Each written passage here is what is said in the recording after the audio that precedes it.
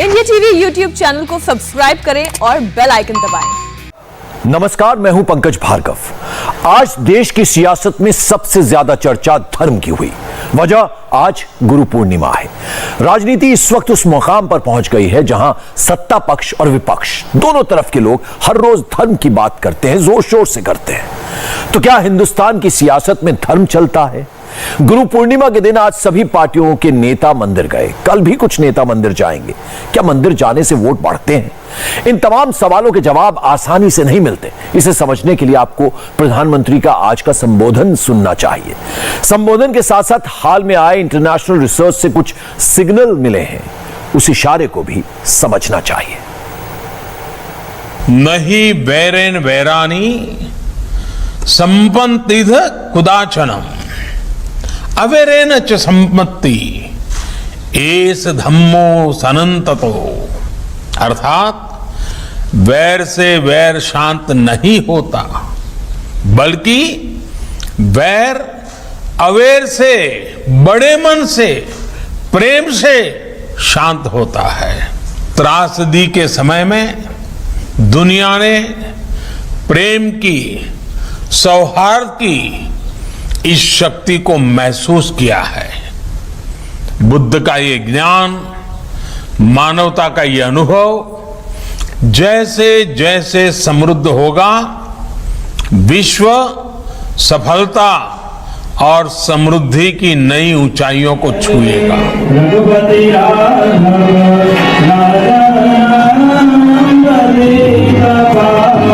हिंदुस्तान की सियासत में धर्म का सिक्का चलता है। सियासतदान मंदिर मंदिर, द्वारे द्वारे दर्शन करते हैं, सियासी मैसेज देते हैं। पॉलिटिकल क्लास हो या आवाम हो, सबके लिए धर्म का बहुत बड़ा रोल है।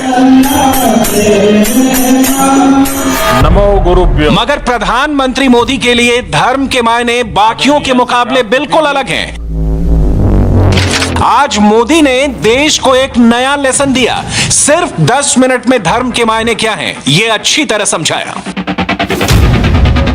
आज कोरोना महामारी के रूप में मानवता के सामने वैसा ही संकट है जब भगवान बुद्ध हमारे लिए और भी प्रासंगिक हो जाते हैं। बुद्ध के मार्ग पर चलकर ही बड़ी से बड़ी चुनौती का सामना हम कैसे कर सकते हैं, भारत ने ये करके दिखाया है। आज दुनिया के देश भी एक दूसरे का हाथ थाम रहे हैं, एक दूसरे की ताकत बन रहे हैं। मगर मोदी विरोधी कंफ्यूज हैं। मोदी के गुरु कौन है, इसे लेकर अनश्योर हैं। सब अपना अपना दिमाग चला रहे हैं। कोई मोदी के राजनीतिक और आध्यात्मिक गुरु को ढूंढ रहा है, तो कोई मोदी के धर्मशास्त्र और राजनीति शास्त्र का तोड़ ढूंढ रहा है। मगर किसी के पास इस सवाल का जवाब नहीं है कि जनता जनार्दन के दिल में मोदी इतने पॉपुलर क्यों हैं। मोदी का सपोर्ट बेस बाकियों के मुकाबले इतना स्ट्रांग क्यों है। मोदी की लीडरशिप इवॉल्व कर रही है, विरोधियों की फ्लॉप हो रही है, इस पर हेडलाइंस भी छप रही है। भारत की सियासत के बिग पिक्चर का सबसे इंपॉर्टेंट सवाल भी यही है, मोदी के चैलेंजर्स फेल क्यों हो रहे हैं और इसमें धर्म वाला कितना सॉलिड एंगल है। सियावर रामचंद्र की, सियावर रामचंद्र की जय। सिया राम, जय सिया राम। मस्जिद,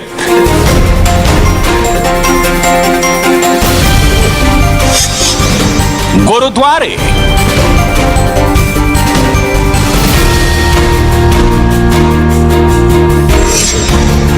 चर्च,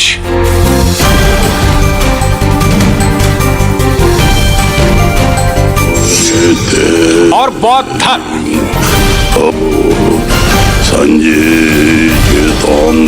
सम्यक दृष्टि, सम्यक संकल्प, सम्यक वाणी, सम्यक कर्म, सम्यक आजीविका, सम्यक प्रयास, सम्यक मन, सम्यक समाधि यानी मन की एकाग्रता। मन, वाणी और संकल्प में, हमारे कर्मों और प्रयासों में अगर ये संतुलन है तो हम दुखों से निकलकर प्रगति और सुख को हासिल कर सकते हैं। यही संतुलन हमें अच्छे समय में हमें लोक कल्याण की प्रेरणा देता है और मुश्किल में धैर्य रखने की ताकत देता है। मोदी हर धर्म की बात करते हैं, सबका साथ, सबका विश्वास लेकर चलते हैं, कर्म को अपना धर्म बताते हैं, डेवलपमेंट इज द रिलीजन का मैसेज देते हैं और ये बात छिपाते नहीं, खोलकर बताते हैं। मोदी का ये ट्वीट उसका एक उदाहरण है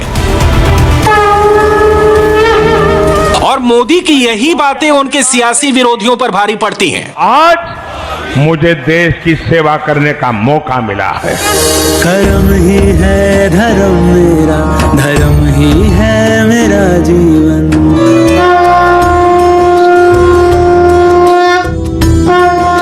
मोदी के विरोधियों के लिए धर्म सिर्फ वोट बटोरने वाला यंत्र है, मगर मोदी के लिए ये सबको एक साथ जोड़ने वाला मंत्र है। और ऐसा बिल्कुल नहीं है कि मोदी को कभी ये कहने में हिचकिचाहट आई कि उनके लिए हिंदू धर्म के मायने क्या हैं। सियावर रामचंद्र की। मोदी ने समय समय पर इसकी परिभाषा देश और दुनिया को बताई है।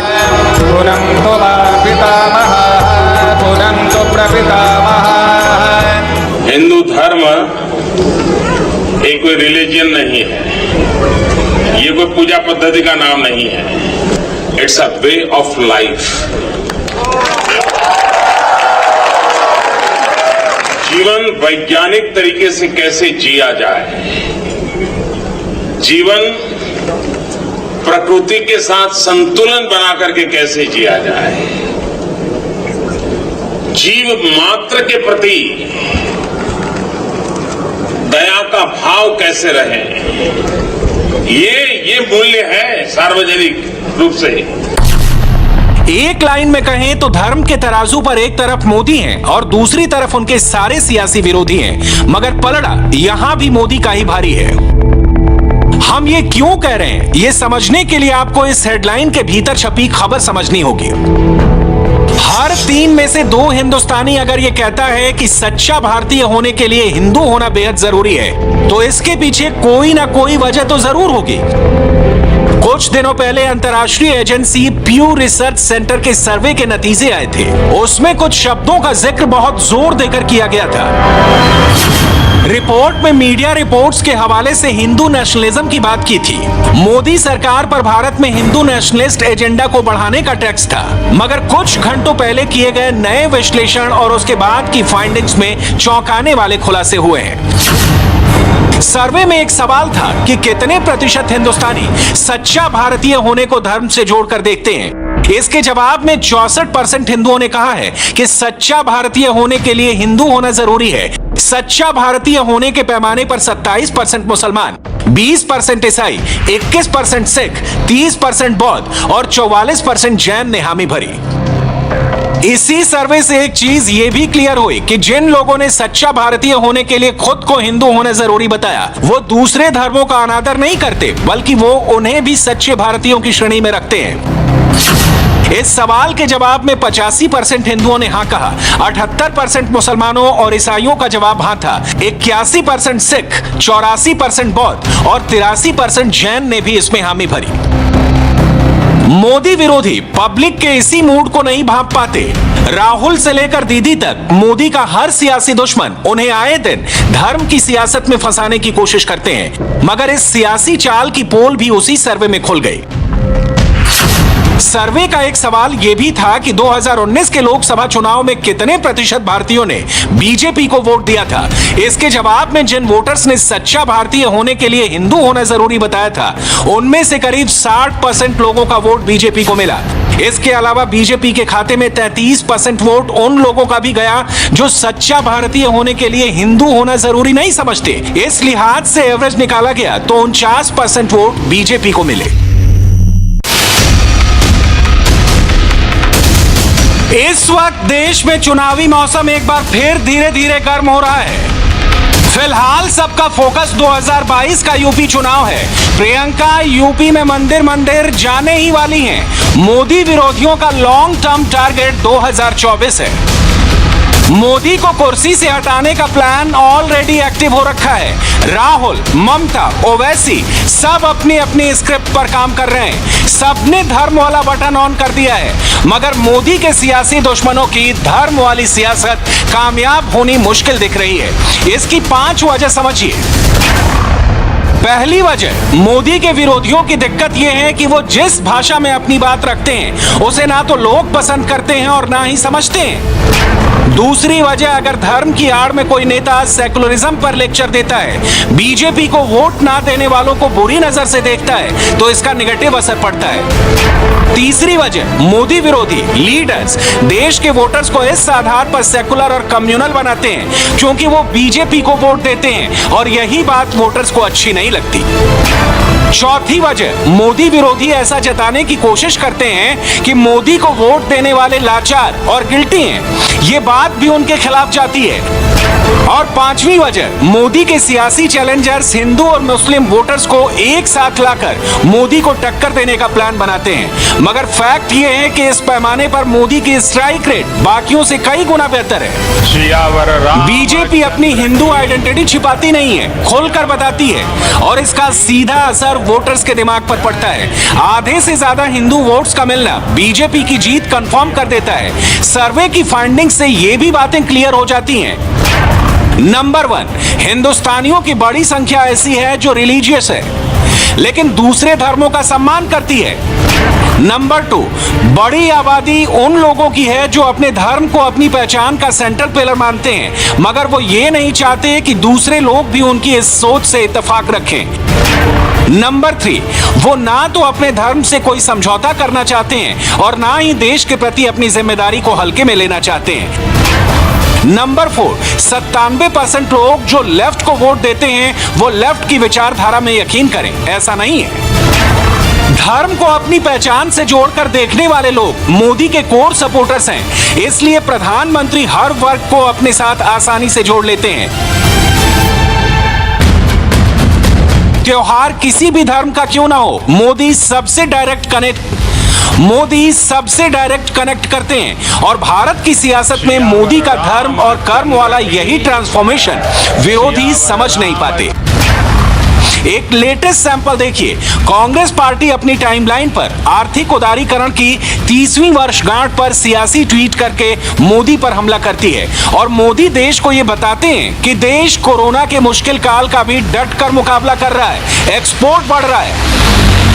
बात यहीं खत्म नहीं होती, लोकप्रियता के पैमाने पर भी मोदी बाकियों की तुलना में कहीं आगे हैं।